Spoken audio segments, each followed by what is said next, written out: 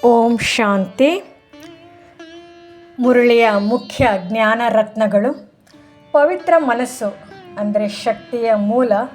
ನಾವು ಮನಸ್ಸನ್ನು ಶುದ್ಧವಾಗಿಟ್ಟರೆ ಜೀವನದಲ್ಲಿ ಏನಾದರೂ ಸಾಧಿಸಬಹುದು. ಸತ್ಯ ಮಾತಿನ ಮಹಿಮೆ, ನಿಷ್ಠೆಯ ಮಾತು, ಪ್ರಾಮಾಣಿಕ ನಡತೆ ಇವು ಜೀವನದಲ್ಲಿ ಶಾಂತಿ ತರಲು ಸಹಾಯಕ. ಯೋಗ ಮತ್ತು ಜ್ಞಾನ ಅಂದರೆ ಆತ್ಮದ ಬೆಳಕು, ಅವುಗಳನ್ನು ಅಭ್ಯಾಸ ಮಾಡುವುದೇ ಸತ್ಯ ಶ್ರೇಷ್ಠತೆಯ ದಾರಿ.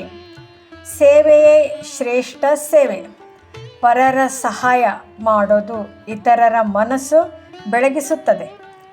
ಆತ್ಮಶುದ್ಧಿ, ಜಗತ್ಶುದ್ಧಿ. ನಮಗೆಲ್ಲ ನಗುವ ಪ್ರಪಂಚವು ಶಾಂತಿ ಅನುಭವಿಸುತ್ತೇವೆ. ಮುಖ್ಯ ಸಾರಾಂಶ: ಪವಿತ್ರತೆಯ ಮಹಿಮೆಯು ನಾವು ನಡೆ, ನುಡಿ, ಮಾತಾಡೋದು, ಯೋಚಿಸುವುದು ಎಲ್ಲವೂ ಪವಿತ್ರವಾದರೆ ನಮ್ಮ ಜೀವನದಲ್ಲಿ ಗೆಲುವು, ಸಂತೋಷ, ಶಕ್ತಿ ಬರುವುದು.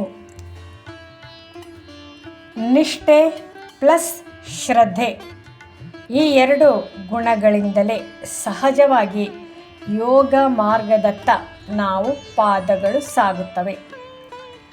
ಸೇವೆಯು ಹೊರಗಿನ ನಿರಂತರ ಸೇವೆ ನಮ್ಮ ಒಳಗಿನ ಸ್ವಾರ್ಥದ ಮಣ್ಣು ತೊಳೆದು ಶುದ್ಧತೆ ತರುತ್ತದೆ. ಆತ್ಮಶಕ್ತಿ, ಜೀವನದ ವಾತಾವರಣ ಯಾವಾಗಲೂ ಅಲ್ಲಿ ಕಷ್ಟವೂ ಕೂಡಲುಗಳು. ಆದರೆ ಆತ್ಮಶಕ್ತಿ ಇದ್ದರೆ ಎಲ್ಲವೂ ಸಿಕ್ಕಿತು. ಪ್ರೇರಣಾದಾಯಕ ಕಥೆ.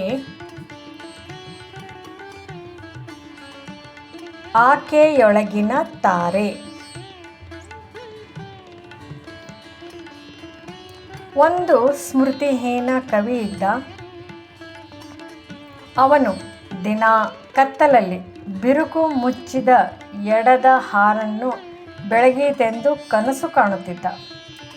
ಗುರಿಯಲ್ಲಿ ಒಂದು ಜ್ಯೋತಿ ಹೊತ್ತಿದ್ದು, ಆದರೂ ಅವನು ಹೊರಗಿನ ಬೆಳಕು ತರುವ ಯತ್ನ ಮಾಡದೆ ಹಾರಿ. ಒಂದು ದಿನ ಒಂದು ಹೋರಾಟ ಹಸುಳೆಯ ಅನಂತ ಶ್ರಮದಿಂದ ಜಾಡು ಬಿದ್ದಿತ್ತು. ಅದೇ ಹಾರುವ ತಾರೆ ಕವನ ಬರೆಯಲು ಕವಿಯನ್ನು ತರುವ ಆಂತರಿಕ ಪ್ರೇರಣೆ. ಅದೇ ಕವಿ ಒಂದು ದಿನ ಹಾರಾಟ ಯಶಸ್ವಿ ಮಾಡಿದ. ಪಾಠ: ಹೊರಗಿನ ಬೆಳಕನ್ನು ನೋಡುವುದಕ್ಕಿಂತ ಆತ್ಮ ಒಳಗಿನ ಬೆಳಕನ್ನು ಬೆಳಗಿಸುವುದು ಮಹತ್ವ. ಹಾದಿ ಇರುತ್ತದೆ, ಸಾಧನೆ ಸ್ವಯಂ ಆಗುತ್ತದೆ.